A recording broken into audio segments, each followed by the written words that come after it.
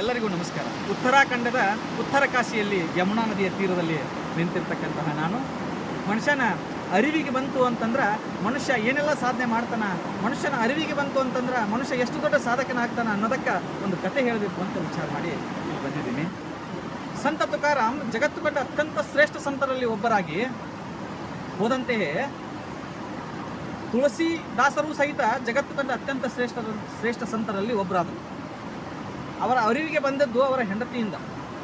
ಅದು ಹೆಂಗ ಅಂತಂದ್ರೆ ಅದಕ್ಕೊಂದು ಕತೆ ಇದೆ. ಹೆಂಡತಿ ಮ್ಯಾಗ ಬಹಳಷ್ಟು ಮೋಹ ಇರ್ತದ ತುಳಸಿದಾಸರಿಗೆ.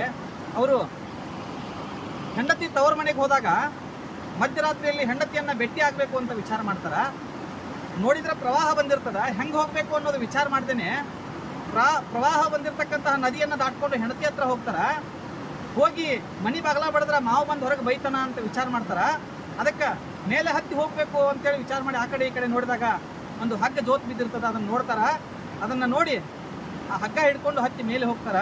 ಹೆಂಡತಿ ಇವರನ್ನು ನೋಡಿ ಗಾಬರಿ ಆಗ್ತಾಳ. ಅಲ್ಲ, ಅಷ್ಟು ದೊಡ್ಡ ಪ್ರವಾಹ ಬಂದಿದೆ, ಅಷ್ಟು ದೊಡ್ಡ ನದಿ ಹರಿತಾ ಇದೆ, ಅದನ್ನು ದಾಟ್ಕೊಂಡು ಹೆಂಗೆ ಬಂದ್ರಿ ನೀವು ಅಂಥೇಳಿ ಕೇಳಿದಾಗ ನನಗೆ ಗೊತ್ತಿಲ್ಲ, ಹೆಂಗೋ ಬಂದ್ಬಿಟ್ನಿ ಅಂತ ಹೇಳ್ತಾರ. ಅಲ್ಲಿ ಹೋಗಿ ನೋಡಿದ್ರೆ ಮೊಸಳೆ ಮೇಲೆ ಕುತ್ಕೊಂಡು ಬಂದಿರ್ತಾರ ಇಲ್ಲಿಗೆ.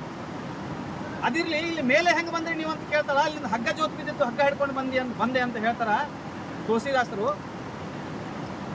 ಹೋಗಿ ನೋಡಿದ್ರೆ ಅದು ಹಗ್ಗ ಇರಂಗಿಲ್ಲ, ಹಾವಿರ್ತದ.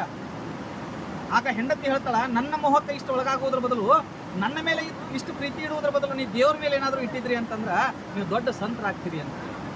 ಅವತ್ತಿಗೆ ತಮ್ಮ ಅರಿವಿಗೆ ಬಂದು ಬಿಡ್ತದ.